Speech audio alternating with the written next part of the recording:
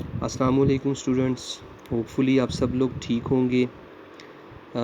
आज का जो हमारा टॉपिक है वो है गवर्नमेंट रेगुलेटेड मोनोपोली।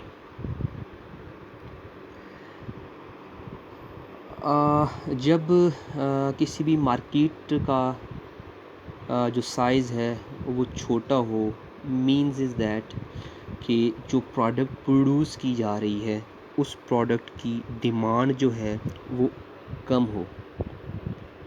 ठीक है, जब किसी मार्केट का जो साइज़ है वो कम हो, then the optimal capacity of the plant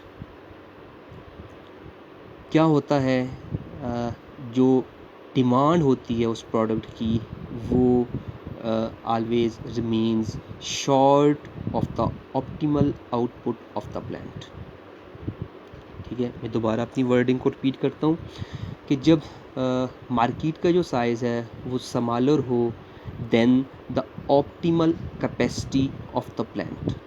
optimality को तो आपको पता होगा कि ऑप्टिमैलिटी मैक्सिमम आउटपुट होती है, मैक्सिमम कैपेसिटी होती है। आपको पता है हर एक प्रोडक्शन यूनिट का, हर एक फर्म का, हर एक ऑर्गेनाइजेशन का एक कैपेसिटी होती है, जिस कैपेसिटी से आगे, जिस कैपेसिटी से ज़्यादा वो काम नहीं कर सकती। लाइक मैं आपको एक एग्ज़ाम्पल दूं कि हमारा जो कॉलेज है, इसमें अगर स्टूडेंट्स जो पढ़ने वाले बच्चे हैं उनकी जो इस ऑर्गेनाइजेशन, इस इंस्टीट्यूशन की जो कैपेसिटी है कि ये एक टाइम में कितने बच्चों को पढ़ा सकता है कॉलेज।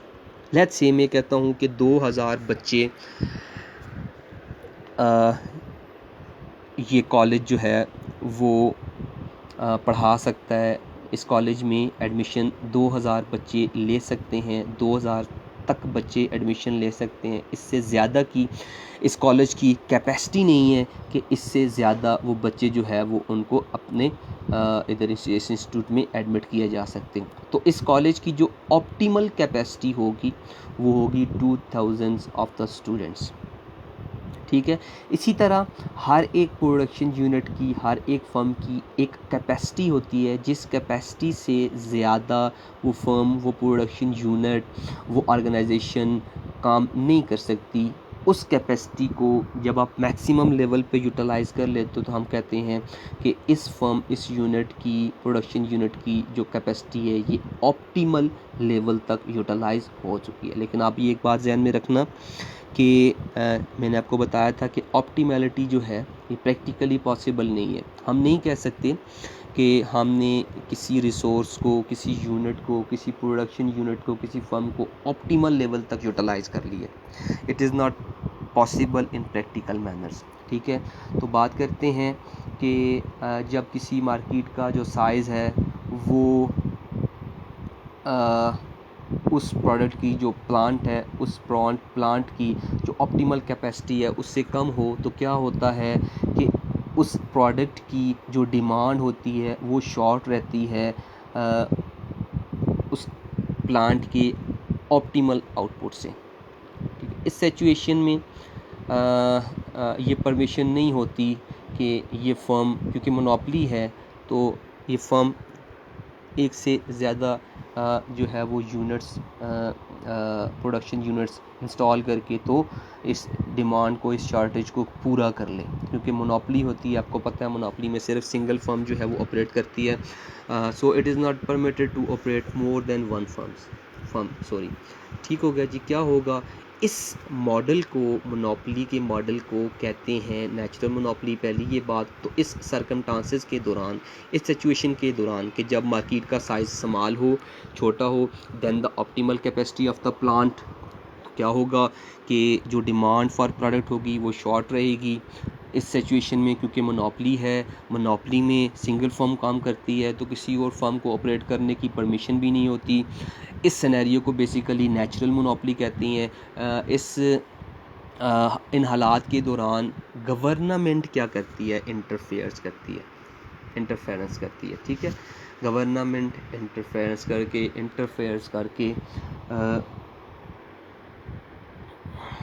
इस प्लांट को इस सिचुएशन को टैकल करती है, इस सिचुएशन को हैंडल करती है कैसे?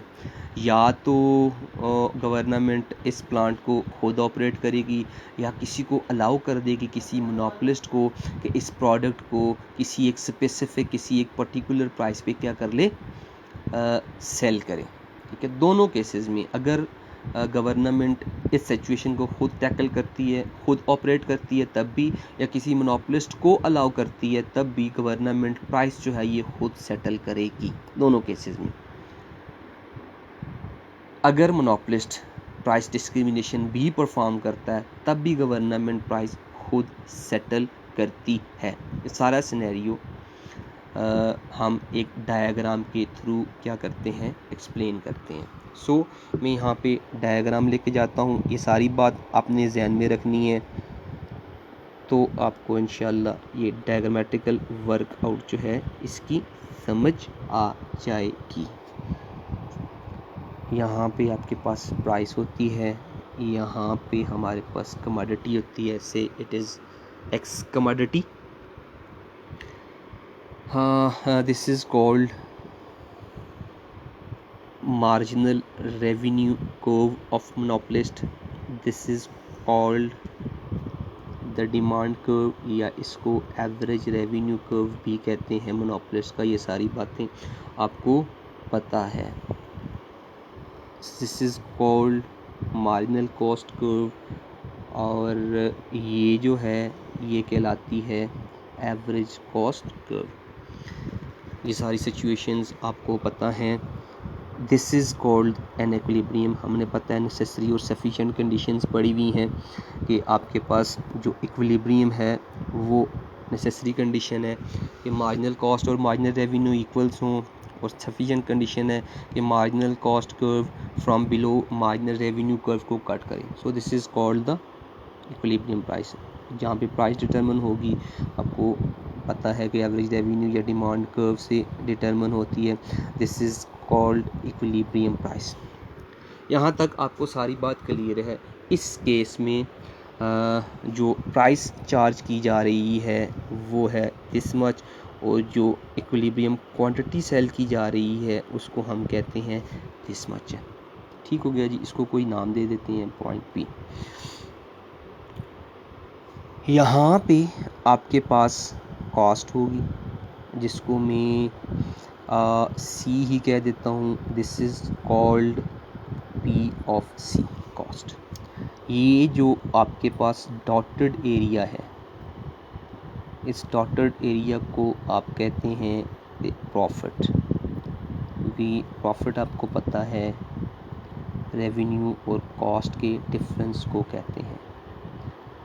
This is called profit. यहाँ तक सिंपल था, यहाँ तक हमने ये बातें की हुई हैं। दिस इज़ कॉल्ड सी पे ओ पी सी, सी या ओ पी सी आपके पास कॉस्ट है, ओ पी ई रेवेन्यू है। कॉस्ट और रेवेन्यू का डिफरेंस प्रॉफिट होता है, जिसको मैंने बी और सी का नाम दे दिया। मैं लिख लेता हूँ बी एंड सी जो है ये है प्रॉफिट। अब मोनोपोलिस्ट जो प्रॉफिट चार्ज करता है वो प्रॉफिट कभी भी नॉर्मल प्रॉफिट नहीं होता, बल्कि उसको कहते हैं abnormal profit, super normal profit, जिसमें we have discussed this thing कि जो कंज्यूमर है वो एक्सप्लॉइट होता है। यहाँ पे इस प्रॉफिट के साथ सारे के सारा कंज्यूमर सरप्लस जो है वो एक्सप्लॉइट हो रहा है, कंज्यूमर्स जो है वो एक्सप्लॉइटेशन का शिकार हो रहे हैं। ठीक है, क्या होगा, इस कंज्यूमर्स की एक्सप्लॉइटेशन को सेव करने के लिए गवर्नमेंट दो तरह के वेज जो है वो एडॉप्ट करेगी। क्लियर हो गया। यहाँ तक मोनोपोलिस्ट जो है ये सुपर नॉर्मल प्रॉफिट जो है वो चार्ज करता है, तो हमें पता है जब monopolist super normal profit charge करेगा तो कंज्यूमर एक्सप्लॉइट होंगे। इस एक्सप्लॉइटेशन को, क्योंकि हम गवर्नमेंट रेगुलेटेड मोनोपोली को परफॉर्म कर रहे हैं, है ना, इस कंज्यूमर्स एक्सप्लॉइटेशन को सेव करने के लिए, बचाने के लिए दो तरह की पॉसिबिलिटीज़ हैं। पहली पॉसिबिलिटी क्या है, price should be equal to marginal cost. मैं यहाँ पे लिख लेता हूँ ताकि आपको आसानी हो। price should be equals to MC। अगर प्राइस MC के इक्वल्स होती है, दिस पॉइंट इज कॉल्ड से G, तो प्राइस जो है वो चार्ज की जाएगी P ऑफ G, और जो आउटपुट लेवल सेल आउट किया जाएगा उसको हम कहेंगे E ऑफ G। यहाँ पे भी अगर आप देखें, इसको मैं पॉइंट D कह देता हूँ, D and C is called profit. यहाँ पे भी सुपर नॉर्मल प्रॉफिट मोनोपोलिस्ट इस प्राइस पे भी चार्ज कर रहा है, जब इस पे भी, क्योंकि कॉस्ट ये है और प्राइस ये है, this much is exploitation of the consumer in the form of super normal profit. Clear हो गया जी? ठीक हो गया यहाँ तक? क्या होगा कि गवर्नमेंट फिक्स कर देगी प्राइस को, फर्दर ऑपरेट करके, फर्दर इन्वॉल्वमेंट करके, फर्दर इंटरफेरेंस करके गवर्नमेंट, दूसरी पॉसिबिलिटी ये है कि गवर्नमेंट प्राइस को फिक्स कर देगी। कैसे फिक्स करेगी? By equating price to AC। Exactly यहाँ पे, है ना, क्योंकि यहाँ पे भी प्रॉफिट तो सुपर नॉर्मल जा रहा है, कंज्यूमर एक्सप्लॉयटेशन हो रही है, गवर्नमेंट का रोल है, तो गवर्नमेंट ने ये एक्सप्लॉयटेशन बचानी है। क्या होगा? गवर्नमेंट, सेकंड पॉसिबिलिटी ये है, गवर्नमेंट प्राइस को फिक्स कर देगा इक्वल्स टू AC। एग्जैक्टली इसको मैं कह देता हूँ H, इसको मैं H कह देता हूँ, और यहाँ पे जो प्राइस होगी एग्जैक्टली क्या होगी? P ऑफ H, और जो आउटपुट सेल आउट होगा वो होगा E ऑफ H।